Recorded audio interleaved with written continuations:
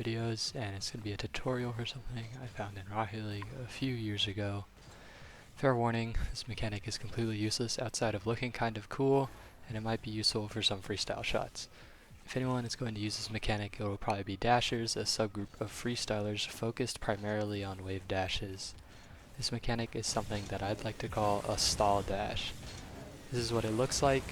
It's sort of a combination of a wave dash and a stall, and it lets you get another dodge off the ground after doing so. Let's talk about how to do it. This tutorial is going to assume you know how to stall in Rocket League, so if you don't know how to do that, please search for another tutorial on how to stall. It will also assume you have some basic car control and a general understanding of wave dashes. The first step to the stall dash is ensuring you have some momentum. This mechanic is really hard at low speeds and almost impossible with no speed. I find that the sweet spot for me is right under supersonic, but do what's comfortable for you.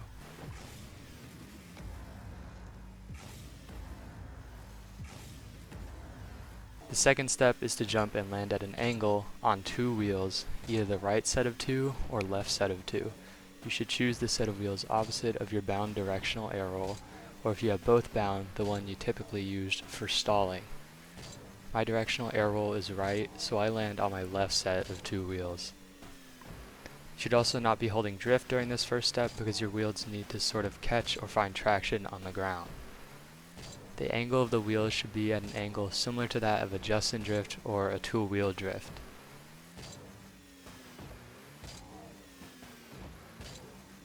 The third step is to stall after landing on those two wheels. Usually when you stall, you let go of your directional air roll so your car does not spin. However, in this situation we can take advantage of that spin.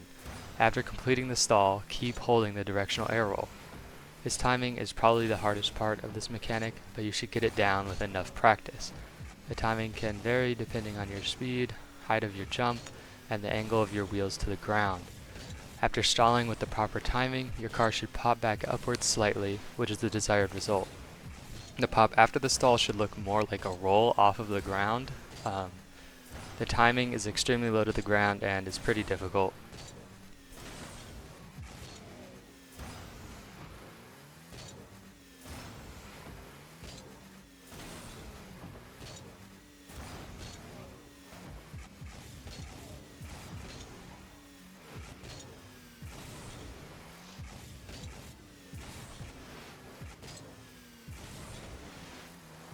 The last step is to like and subscribe. The last step after getting the pop, which in this case looks more like a slide or a roll, is to press A and dodge forwards. If you've been able to wave dash forwards, you've done the mechanic. If not, your timing was possibly wrong or you messed up any other step. All put together, it should look like this. Here are a few tips about this mechanic. The first is that if you want to have not that much whiplash after dodging forwards. Sometimes when dodging forwards you can end up completely facing the wrong way after dodging or in the air in weird spots.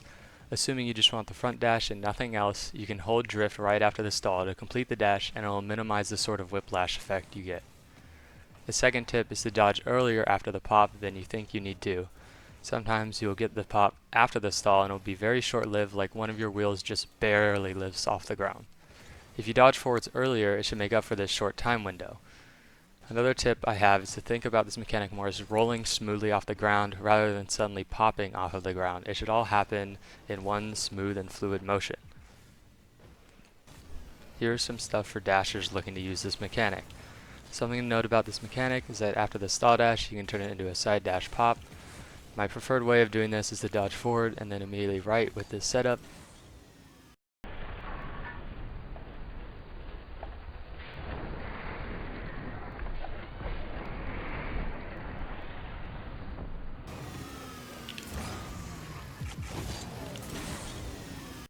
I think you can do this kind of pop with a Jake dash setup as well, so you would dodge forward and then left instead. It might also be possible to chain this mechanic, but I only play with one directional air roll. If someone has both air rolls bound or is KBM and wants to suffer through learning how to chain this mechanic, feel free to do so. This mechanic can also be used to enter a just-in drift, also known as the two-wheel drift, with a dodge, which I think is pretty cool. This can also be accomplished with other wave dash setups, but I think this way is cleaner. Another thing to note is that it can be used for flicks, but is pretty difficult to control. If you have any questions about the mechanic, feel free to ask them here in the comments as well. I'll try to respond to the best of my ability. I've also left a code for practicing redirects with this mechanic in the description. Thank you guys for watching.